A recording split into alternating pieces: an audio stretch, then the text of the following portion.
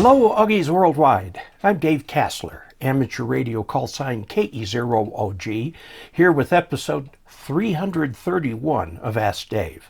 Today we're going to talk about how lightning arresters work. Lightning arresters are something that I urge you to have on every antenna, mounted at a ground rod where your antenna lead comes into the house. But let's take a look at it. First of all, what is lightning? Lightning is nasty stuff. I mean, it's pretty and makes a big boom and all that sort of thing, but it's actually something pretty nasty. If this is the ground, and here's clouds from a thunderstorm. Okay, thunderstorm means that the storm makes thunder, and what makes the thunder is the lightning. So thunderstorms always have lightning. Now, what happens is this is a heat engine. There's a part of the thunderstorm here to here where the air is going up, and a part of the thunderstorm where the air is coming down, and often with it, rain. Lots of rain. Here in Colorado, we get most of our rain via passing thunderstorms. So the amount of rainfall in the local area can vary widely by just a quarter mile or something, because it's the thunderstorms. They aren't all that big, and they do their little swath of rain and sometimes tornadoes and things like that, and then move on. This area up here, if you look at the bottom of it, you will see that the clouds have got these little bumps on them like this. That is the area of the updraft. The warm air comes up, cools quite a bit, drops, comes down here, and ends up back here. The local winds are very strong where this hits the ground, and they radiate out from this point right here. Well, as this wind is moving through here, through all the water droplets and the ice crystals and things like that, it picks up a static charge, meaning that we have ionization going on. And you can end up with a large air mass over here with, say, a positive charge, means it's missing electrons, and another area over here that has a surplus of electrons, it's negative charge, and eventually the charge gets to the point where it hit the voltage in the charge, gets to the point where it exceeds the breakdown voltage of air. And so you get kazap, a lightning strike. What a lightning strike is a thunderstorm attempting to balance its electrical charges, so that you have positive here, negative here, and so on. Now, lightning hits the ground with some regularity. About 2/3 of lightning is air to air. Another third of lightning is air to ground, because this is ground after all. And what can happen is if you get a buildup of positive up here, and it will tend to create the negative down here. And lightning does many different things, but it can start from the ground, come up to here, or it can start from here and come down to here. Now, lightning is lazy. It's going to find the easiest path it can to ground. But it can be quite spectacular and branch out in strange areas. And believe me, each one of those lightning bolts carries a great deal of current, and the voltage can be very high. Okay, so how do we protect against that? We want to find a way so that our radio equipment, sitting over here with its antenna and connected to ground, can be protected from the damaging effects of this static electricity. Now, I say static. Once a lightning bolt has been established, there's a huge current that can be thousands of amperes a huge current, but for a very, very short period of time. So, what do we do? Well, probably the easiest thing to do with lightning is to block it by short-circuiting the cable. So if you have an antenna over here, and it comes in a coaxial cable over here, okay, and you've got your coaxial cable here, okay, and so on. If you can find a way to shunt across here, then the current that is induced in your antenna will flow through the shunt down to ground. Now that shunt is made up of a spark.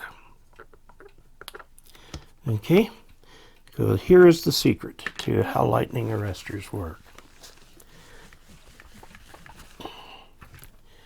I'm going to bring in the coaxial cable here to the lightning arrestor housing, and then going out the other way. The shield on the coax connects to the ground. These are grounded. Lightning arresters need to be grounded by a good ground, like a ground rod. Okay, and then the shield over here is always connected to ground.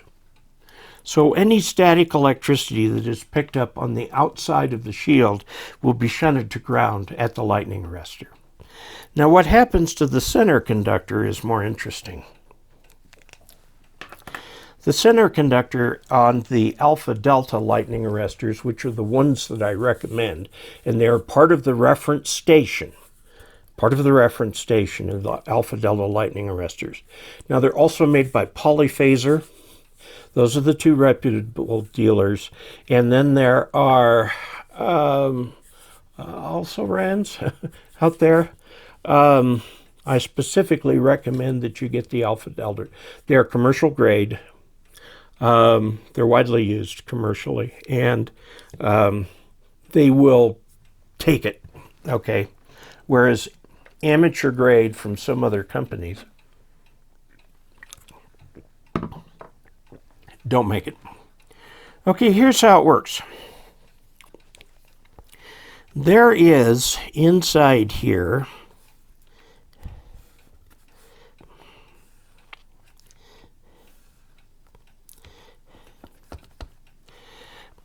this has got a little,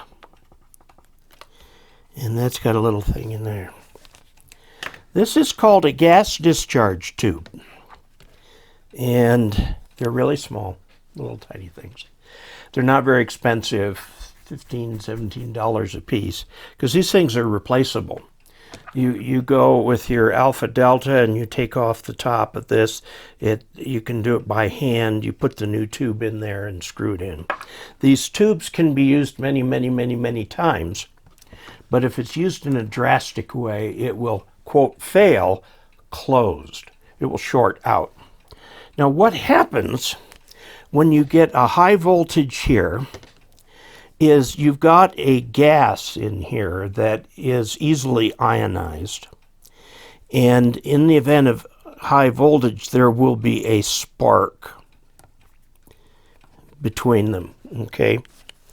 Now, the interesting thing about a spark is that the voltage across a spark isn't terribly high. Now, it has to be high to initiate the spark.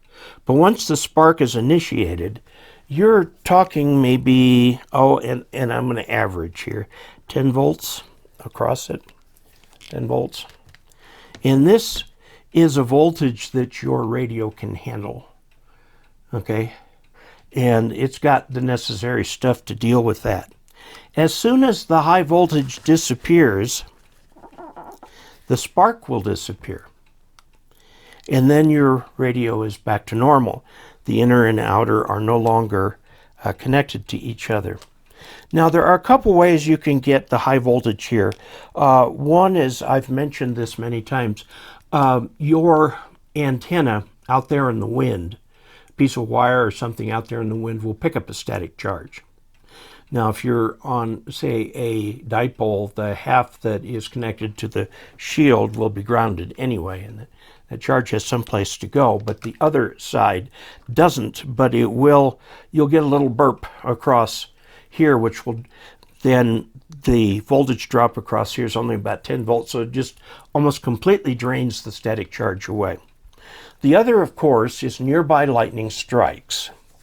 Now, a nearby lightning strike is you've got a very sudden arc in the lightning with thousands of amps of current flowing, and it's current that jiggles the electric field, okay? And then it stops. You have a short pulse. Now, that short pulse has very high frequency components in it that go well into the HF and VHF ranges, okay? And it's not all LF like people used to think, but it's got very wide frequency ranges. Your antenna picks that up and creates a voltage, fairly large voltage here, and that's what the spark arrestor is for. Now, how can this handle a direct strike? The answer is all bets are off, okay? If you've got a direct strike, it may handle it, it may not. There's just not much you can do about direct strikes. But if you have a nearby strike, like a tenth of a mile away or something like that, or even closer, the lightning arrestor will handle that just fine. Now, the lightning arrestor, obviously it's a gas tube, it's got a spark in it, and then it doesn't have a spark in it. It's self-resetting. You've got the gas, it's ready to go, okay? If you have a catastrophic one that just really zaps the living daylights out of this thing, it will melt the metal that's inside. It will flow and cause a permanent short.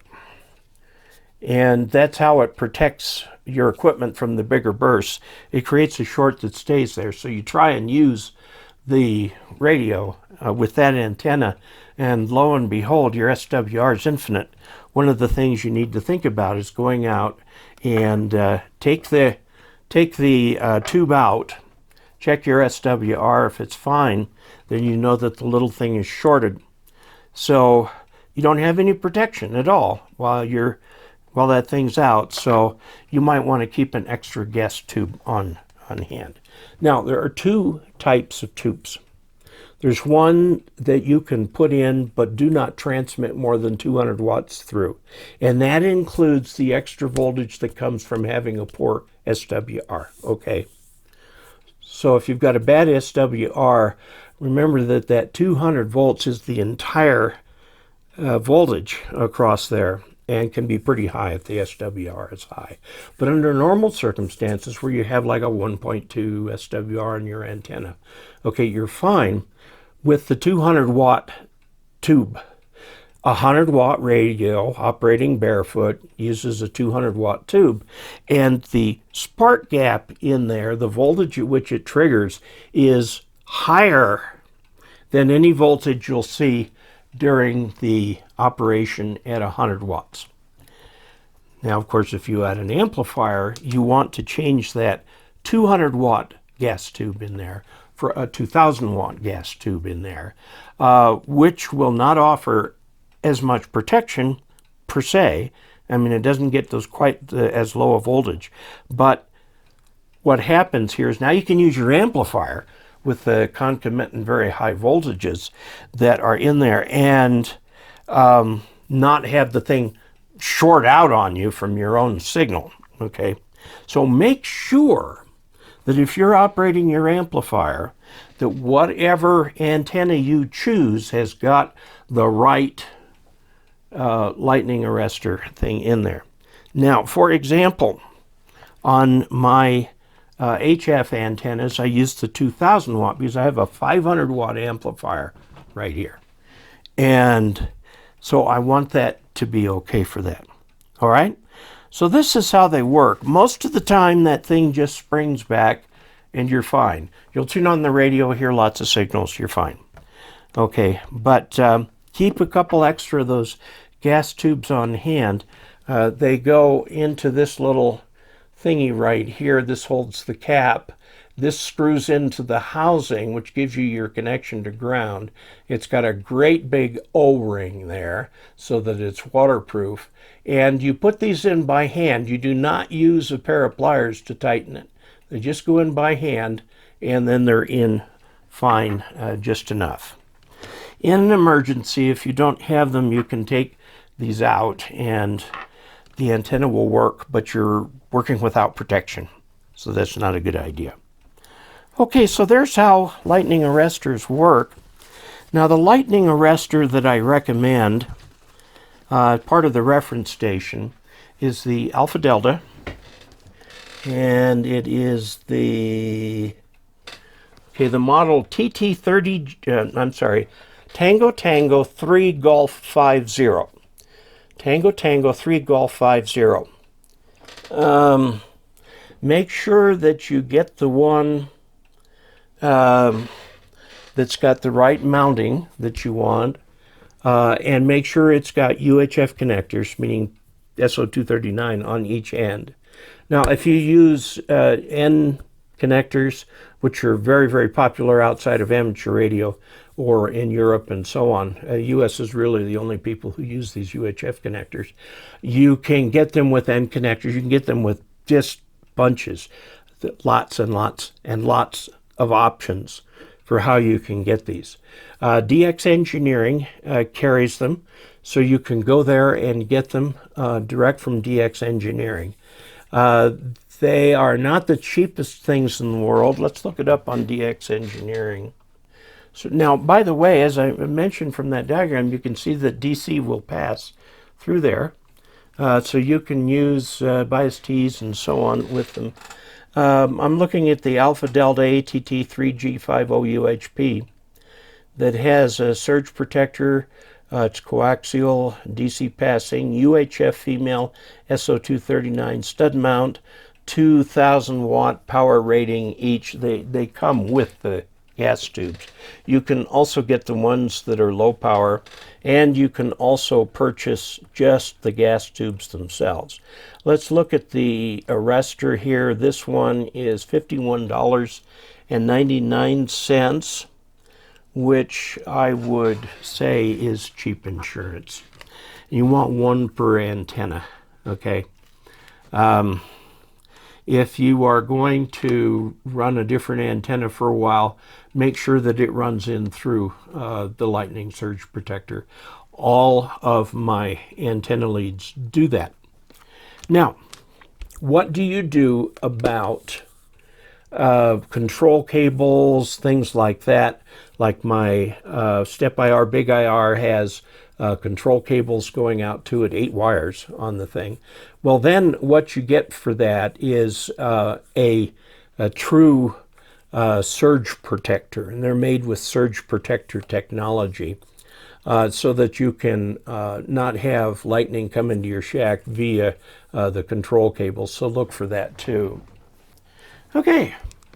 Well, there you have it. Now you know how lightning protectors work, and you're eager to go out and get some and make sure that your station has them. I recommend that you have a ground rod right outside your station, that your station, single point ground, connects to your ground rod, which is your overall single point ground.